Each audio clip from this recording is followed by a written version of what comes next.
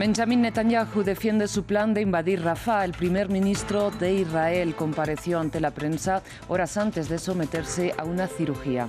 En la última jornada, el ejército israelí ha matado a 77 personas en la Franja de Gaza. Un atentado bomba en Alepo causa 8 víctimas mortales. A esta hora nadie reivindicó la autoría del ataque en un contexto en que la guerra en Siria se intensifica después de 13 años de conflicto. En las elecciones locales de Turquía, golpe inédito para el presidente Recep Tayyip Erdogan y victoria histórica para la oposición. El Partido Republicano lidera los comicios y mantiene Estambul, donde miles de personas celebran el triunfo opositor en las calles. Tenemos reporte. Buenas tardes y sean bienvenidos a las noticias de France 24 en español. Soy Rosa Pérez Masdeu y es para mí un gusto acompañarlos. Iniciamos estas noticias en Israel porque en las horas previas a someterse a una cirugía y en un contexto de creciente condena internacional por la matanza de civiles, el primer ministro israelí Benjamin Netanyahu convocó a la prensa para defender su ofensiva contra la Franja de Gaza. Netanyahu aseguró que el gabinete ha aprobado los planes operativos para invadir Rafah, la ciudad, recordemos, en el sur del enclave palestino, donde hay más de 1 millón de civiles atrapados. El primer ministro de Israel declaró que seguirá con su plan a pesar de la oposición de Estados Unidos, que sin embargo no ha anunciado tampoco represalias en caso de que Israel efectivamente invada Rafah. Iremos a Rafah y eliminaremos los batallones de Hamas allí, por una sencilla razón. No hay victoria sin entrar en Rafah y no hay victoria sin eliminar los batallones de Hamas allí. Mientras este domingo las fuerzas israelíes bombardearon las afueras del hospital Al-Aqsa y de un campo de refugiados en el centro de la Franja de Gaza. Y según el Ministerio de Salud gazatí, en la última jornada el ejército de Israel ha matado a 77 personas. Marta Moya con el informe. Más bombas sobre el centro de la Franja de Gaza. Un ataque aéreo israelí golpeó este domingo un campamento en el patio del Hospital de los Mártires de Al-Aqsa, en Deir al-Balah, donde se refugiaban miles de desplazados civiles.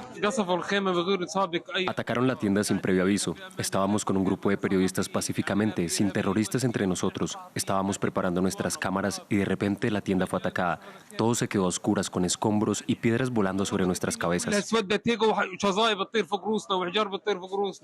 También en Deir al-Balah, los ataques de las fuerzas de defensa israelíes alcanzaron el campamento de refugiados de Al-Maghazi. Allí todo quedó en ruinas. Mi hermano y yo estábamos durmiendo en la habitación con menos de 1 metro de distancia entre nosotros. Estaba tirando de la manta cuando de repente oí el ruido de un misil que se dirigía hacia nosotros. En el sur del enclave palestino, las decenas de miles de refugiados también luchan por sobrevivir, bajo condiciones precarias y con acceso muy limitado a bienes básicos. Caminamos varios kilómetros para llenar 1 o 2 galones al día. Un galón de agua no es suficiente para lavar. Mis hijos solo se bañan una vez cada 15 días. No hay baños y no hay agua. En paralelo, la ayuda humanitaria internacional sigue entrando a cuentagotas por aire y también por el mar. Tenemos productos enlatados, tenemos harina, arroz, dátiles y estos llegarán en los próximos días para la gente de Gaza, específicamente para la gente del norte. El primer ministro israelí Benjamin Netanyahu continúa determinado a invadir el sur de Gaza pese a la creciente condena internacional. Por otro lado, el gobierno de Netanyahu enfrenta una de sus mayores fracturas internas. Se trata de la exención del servicio militar para los judíos ultraortodoxos.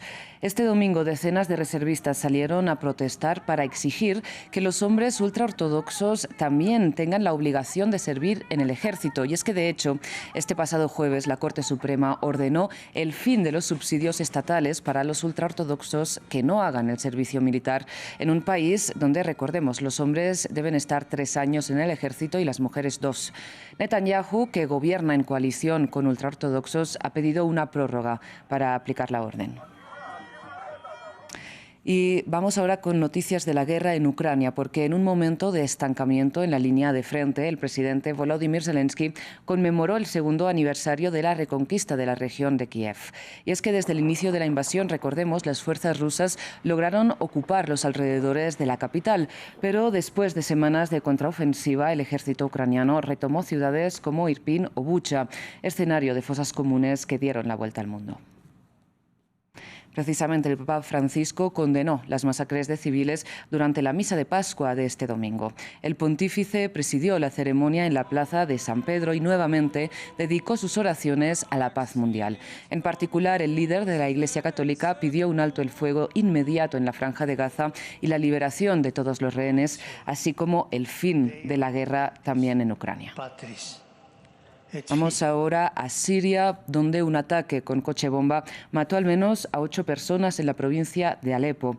A esta hora se desconoce todavía la autoría del atentado, que se da en un contexto de intensificación de la guerra de Siria con el resurgimiento del autodenominado Estado Islámico, entre otras causas. Según la ONU, actualmente hay más de 3.000 combatientes de este grupo en Irak y Siria. Fuimos informados de una explosión en el principal mercado de la ciudad de Assas. Nuestro equipo fue al lugar donde había un pequeño incendio, además de algunas víctimas. Vamos ahora a Turquía, donde miles de personas salieron a las calles de Estambul para celebrar la amplia victoria de la oposición en las elecciones locales de este domingo, mientras el partido de Erdogan sufrió una derrota histórica. Nuestro corresponsal Adrián Rocha nos explica qué significan estos resultados para el panorama político del país. Por primera vez en los 22 años de poder del presidente turco Recep Tayyip Erdogan, ahora presidente, antes primer ministro, su formación, el Partido de la Justicia y del Desarrollo, ha perdido unas elecciones en Turquía. Ha ocurrido hoy en las elecciones locales que han tenido lugar en todo el país, pero sobre todo se centraban en las grandes ciudades de Turquía, sobre todo en Estambul y Ankara, que estaban siendo gobernadas por la oposición por primera vez en casi 30 años por los principales partidos de la oposición, el Partido Republicano del Pueblo. La oposición así ha mantenido estas dos alcaldías con un margen mucho más grande con las que los ganó en 2019, y el alcalde actual de Estambul, Ekrem İmamoğlu, del Partido Republicano del Pueblo, ha ganado al candidato de Erdogan con 10 puntos de margen, un margen muchísimo más amplio del que se esperaba, y según indicaban la gran mayoría de los sondeos, que daban algunos incluso una victoria al candidato favorito de Erdogan, Murat Kurum, antiguo ministro de Urbanismo y de Medio Ambiente. Erdogan así ha perdido unas elecciones que se prevén muy duras, porque se esperaba que estas elecciones locales sirviesen para